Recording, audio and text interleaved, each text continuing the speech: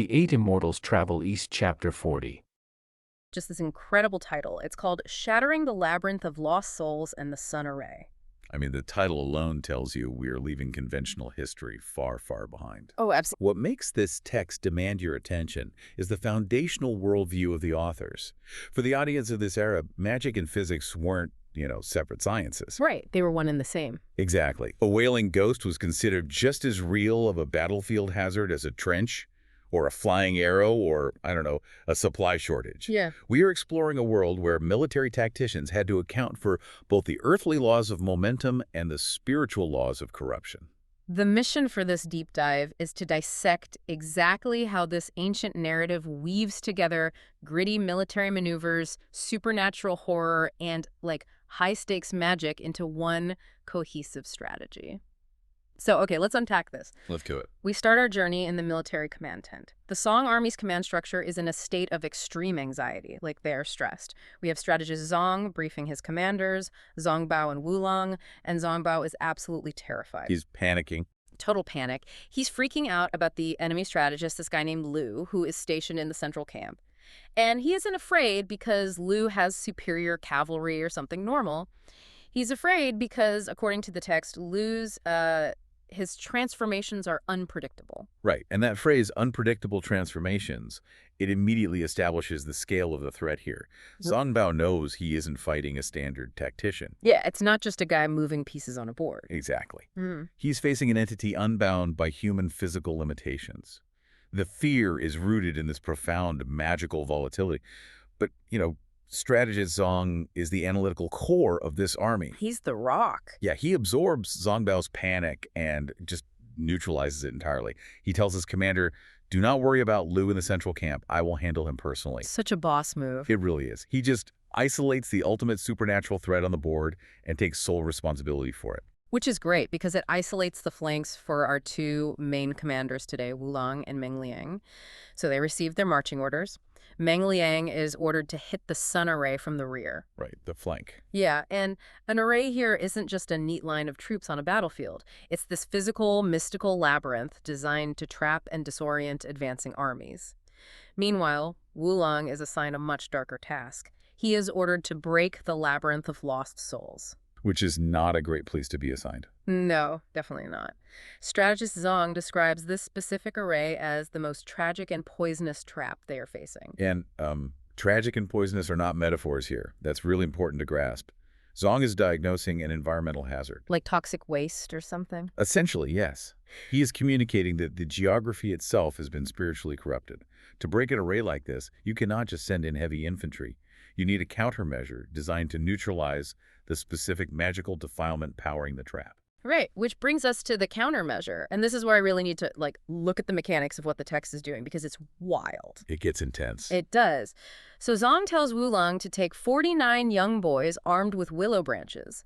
When they encounter Demon Kai, which is this ambient dark energy, the boys must strike forward. Then they have to dig up the corpses of pregnant women buried beneath the enemy banners to break the magic. Yeah. And I have to stop at that image. Digging up pregnant women's corpses to break a spell. Yeah. That took a really dark turn. I mean, we go from a standard military briefing to desecration of the dead in a single breath.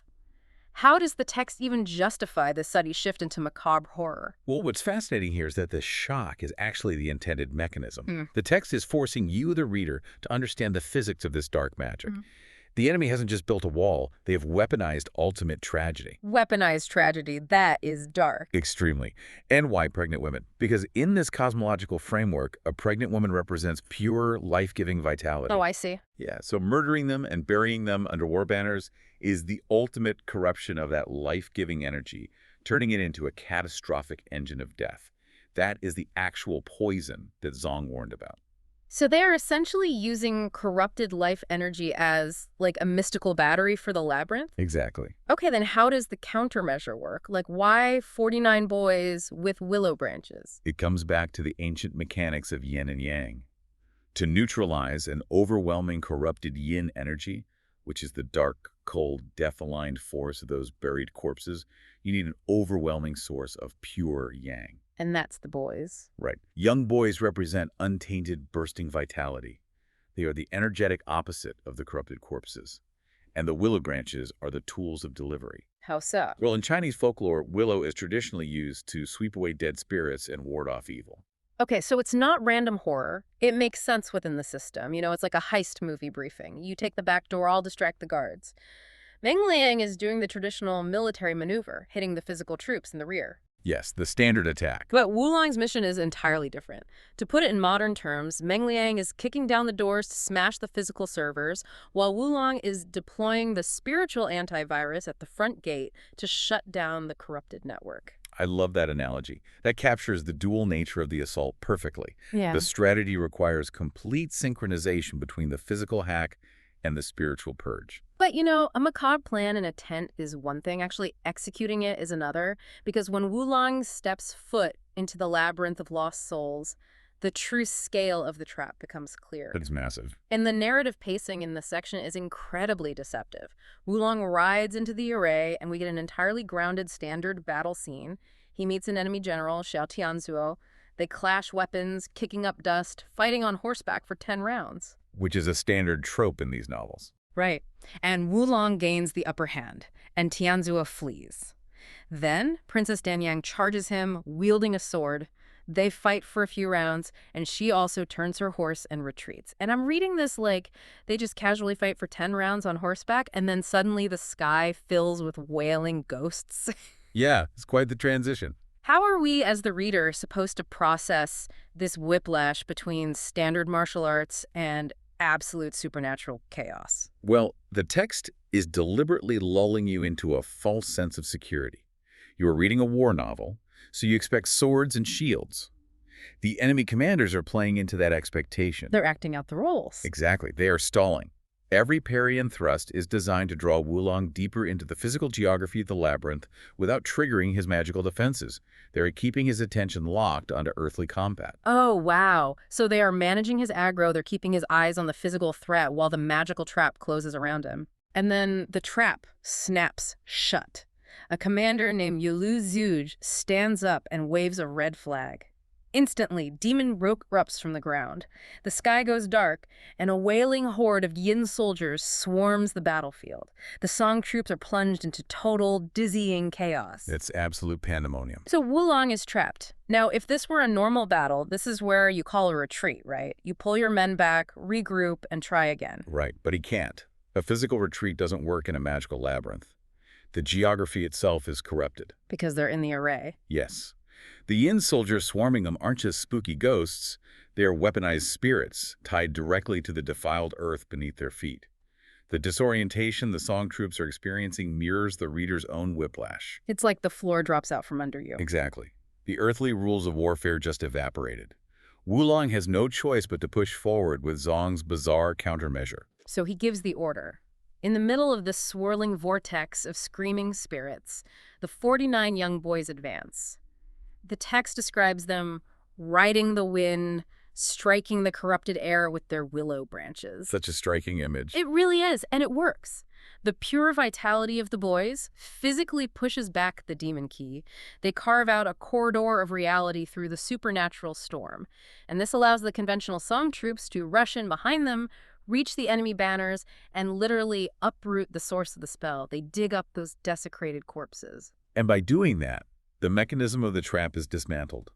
The pure yang neutralizes the corrupted yin, physically clearing a path to the root of the spell. Taking out the battery. Right. By unearthing the corpses, the tragic and poisonous fuel of the labyrinth is cut off, and the array simply collapses. And the moment that magical infrastructure fails, the physical reality of the battlefield crashes back down on the enemy. I mean, without the protection of their demon key and their wailing ghosts, the enemy commanders are left completely exposed. They're helpless. Yeah. Yilu Suj, the general who waved the red flag to summon the nightmare in the first place, he utterly loses his nerve. He abandons his post, abandons his men, and attempts to flee on foot. But Wulong runs him down and kills him with a single brutal stroke of his sword. Is very swift. Very. The text is unsparing here. It notes that the foreign monks allied with the enemy are massacred in the ensuing rout. Because the vulnerability of the enemy is absolute at this point. They lean so heavily on the environmental advantage of their dark magic that they neglected their physical defenses. They got sloppy. They did. And Princess Danyang, who confidently crossed swords with Wulong earlier, is caught in the collapse. She doesn't receive a grand, honorable duel. She is unceremoniously pulled from her horse and stabbed to death by advancing foot soldiers. The mortality is visceral and grounded. It really is. The narrative swings like a pendulum. We went from a supernatural horror show back to mud, blood, and cold steel. But just as you settle back into the gritty reality of historical warfare, the text violently pivots again. As it does. Right. Xiao Tianzuo, the very first General Wulong fought, returns to the field with reinforcements to mount a rescue. He clashes with Wulong again, and this time there is no stalling. They fight for over 20 rounds of brutal, perfectly matched horseback combat. They are completely deadlocked. Martial skill alone cannot resolve this duel. The earthly mechanics of warfare have reached their limit here. And Wulong recognizes the deadlock. Amidst the flurry of weapons, he secretly readies a specialized artifact called the Subduing Dragon Club. He waits for the perfect opening and strikes Xiao Tianzuo square in the shoulder. A decisive blow. Exactly. It's the ultimate tactical strike. You finally break the enemy's guard, you hit them with a legendary weapon, and you expect them to fall. Here's where it gets really interesting, because it reminds me of fighting a final boss in a video game. Oh, that's a good comparison. You know, you grind through the level, you finally exploit their weak point, you hit them with the special item, and you think the fight is over. But the implication here is much more terrifying. Because in this world, those second phases aren't bound by the earthly laws of physics. Exactly.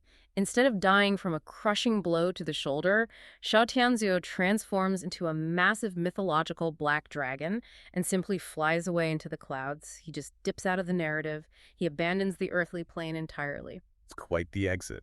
If you're listening to this and thinking, come on, a dragon, that is the exact hurdle the ancient authors wanted you to clear. They are actively stretching your concept of warfare. If we connect this to the bigger picture, you have to contrast Tianzu's escape with the deaths you just witnessed. Yeli Jin was cut down while fleeing in the mud. Princess Danyang was brutally stabbed by infantrymen. Very mortal deaths. Right, their deaths were grim, permanent, and entirely physical. That visceral mortality is necessary because it makes Xiao Tianzu's mythical transformation feel earned. It grounds the fantasy. Yes. It forces you to realize the terrifying scope of a general's job in this universe. You have to account for mortal frailty, the fact that a single sword stroke can end a life. But you also have to prepare for immortal escape clauses. You can execute a perfect tactical strike, land a blow with a magical artifact, and your enemy might still turn into a beast and fly away. Which is just wild to plan for. But you know, while Wulong is managing this chaotic blend of wailing ghosts, desecrated graves, and flying dragons, we cannot forget the other half of the strategy. Meng Liang is still executing his orders. The physical hack on the back servers. Yes. Meng Liang hits the sun array from the rear, and his section of the battle is a masterclass in pure, terrifying martial efficiency. He encounters the general defending the rear, Zhao Talai, and kills him in just 2 rounds of combat. No messing around there. None at all. There are no ghosts here, no dragons, just cold, tactical execution. Meng Liang tears through the enemy lines, establishes the flank exactly as instructed, and links up with Wulong. You have Meng Liang applying devastating physical pressure from the back, and Wulong dismantling the spiritual and physical defenses from the front. The labyrinth of lost souls and the sun array are completely shattered. It is a profound victory, and it only works because the Song army respected every single layer of the battlefield. They didn't ignore the magic. No, they couldn't.